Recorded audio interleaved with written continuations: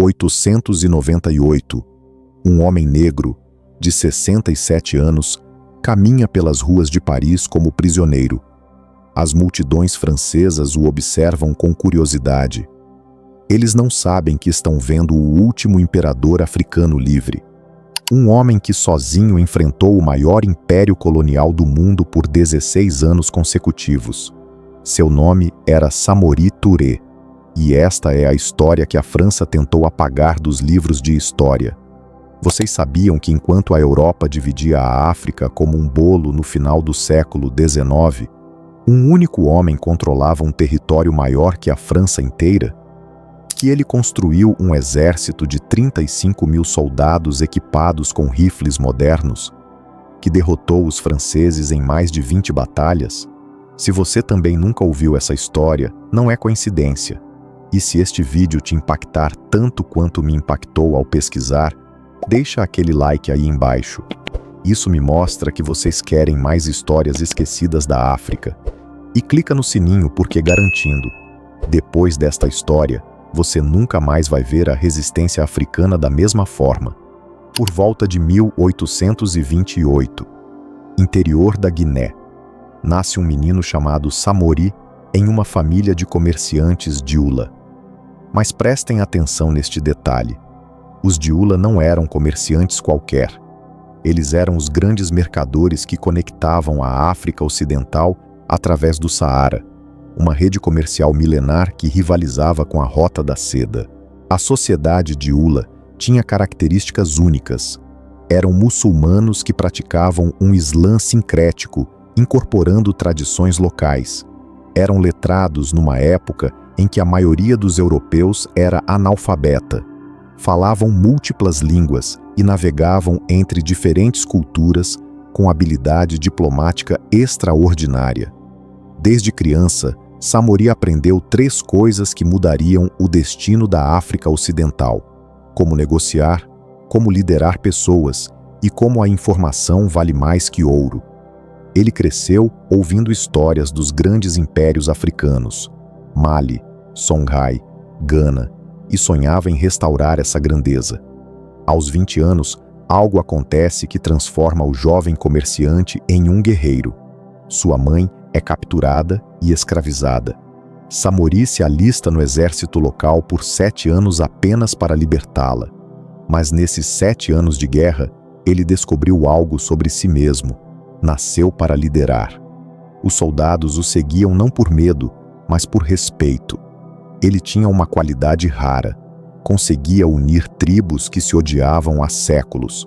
Durante esses anos militares, Samori estudou táticas tradicionais africanas, mas também prestava atenção às mudanças trazidas pelas armas de fogo.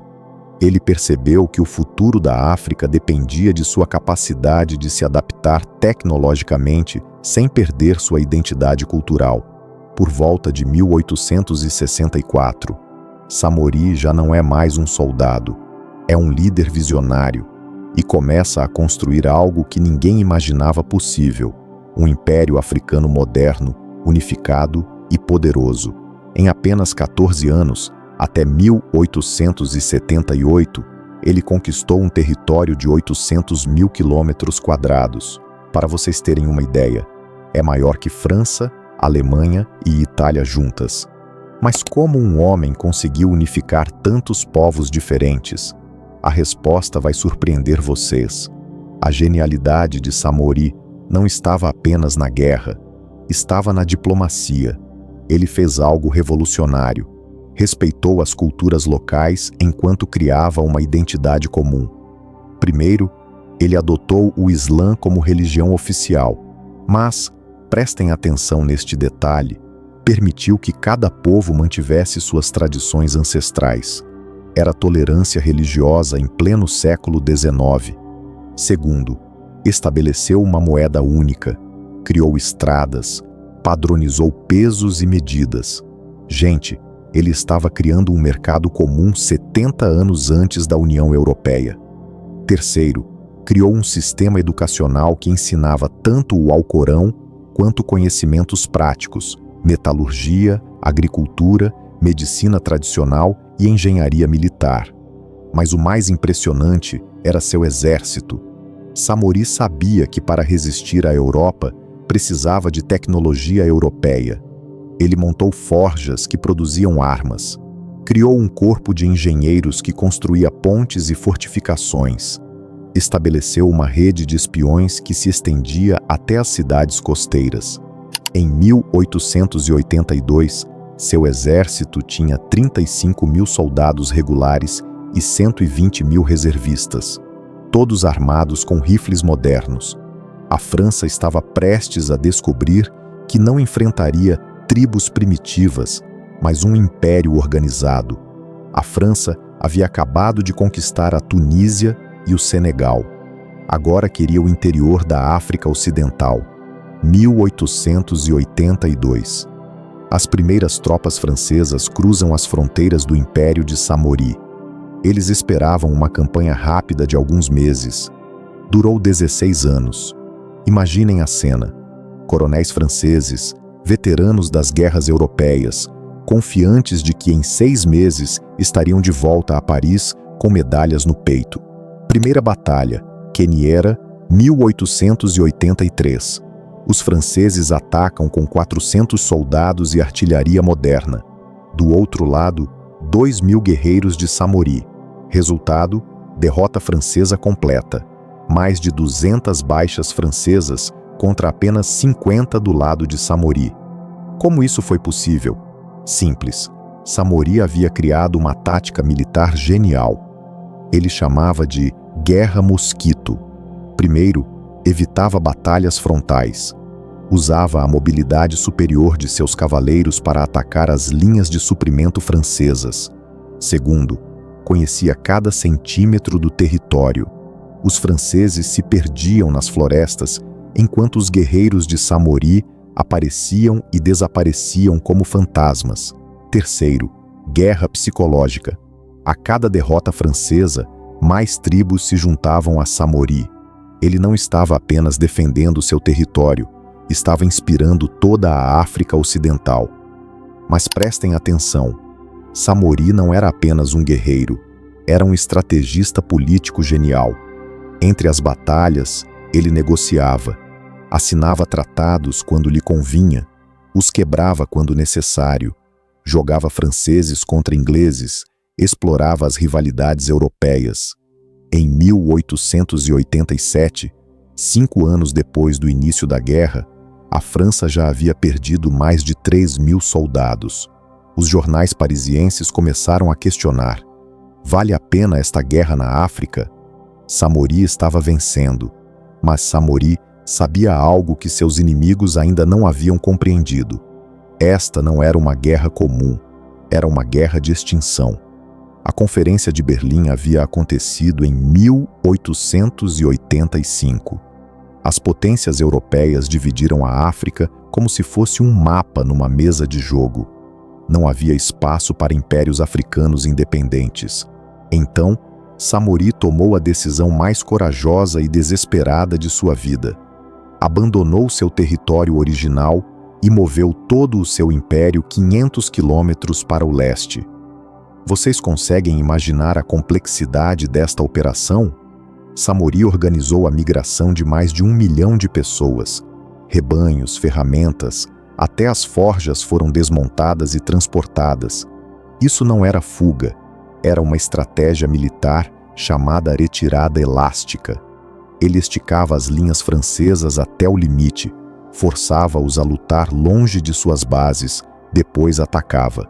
Durante 6 anos, entre 1891 e 1897, Samori criou um império nômade. Não tinha capital fixa, mas tinha algo mais poderoso: a lealdade absoluta de seu povo. As mulheres carregavam rifles junto com as crianças. Os velhos ensinavam táticas militares enquanto caminhavam. Era um povo inteiro transformado em exército. Mas a França também estava se adaptando. Eles trouxeram mais soldados, artilharia pesada e algo que mudaria o jogo completamente: soldados senegaleses. Samori agora enfrentava não apenas franceses, mas africanos lutando pelo colonizador. A estratégia francesa de Dividir para conquistar estava funcionando. 1898, Samori tinha 67 anos. 16 anos de guerra constante. Sua esposa havia morrido, seus filhos estavam no exílio, e seu exército, antes de 35.000 homens, agora tinha apenas 3.000 guerreiros fiéis. Era o fim. 29 de setembro de 1898. Guelemu, atual Guiné. Samori está cercado. Do lado francês, 4.000 soldados, artilharia moderna, suprimentos ilimitados. Do lado de Samori, 500 guerreiros famintos, munição acabando, cavalos morrendo de exaustão. O capitão francês Gouraud se aproxima com uma bandeira branca. Ele sabe que está na presença de um dos maiores líderes militares da história africana. Samori Touré, em nome da República Francesa, eu o convoco a se render. O velho imperador, com seus cabelos brancos e cicatrizes de 16 anos de guerra, respondeu: Jovem capitão, eu prefiro morrer com honra a viver sem dignidade. Mas seus próprios generais o convenceram, não por covardia, mas por amor ao povo. Se Samori morresse, os franceses massacrariam todos os sobreviventes. A captura de Samori foi notícia mundial. Os jornais franceses o chamaram de Bonaparte Negro. Os ingleses reconheceram nele o último rei africano livre. Samori foi levado para o exílio no Gabão. Morreu em 1900, aos 69 anos, longe de sua terra, mas nunca derrotado em espírito. Mas prestem atenção, a história de Samori não terminou com sua morte. Ela começou. Seus métodos de guerra de guerrilha inspiraram líderes africanos por gerações. Ahmed Sékou Touré, primeiro presidente da Guiné Independente, era seu bisneto. O próprio conceito de resistência africana organizada nasceu com Samori. Ele provou que a África podia enfrentar a Europa de igual para igual. 16 anos. Pensem nisso. Um homem resistiu ao Império Francês por mais tempo que durou a Primeira Guerra Mundial. Então, por que esta história foi apagada dos livros de história? Porque Samori Touré representa tudo que o colonialismo tentou negar. Que a África tinha impérios sofisticados, líderes brilhantes, exércitos organizados e, principalmente, que resistiu.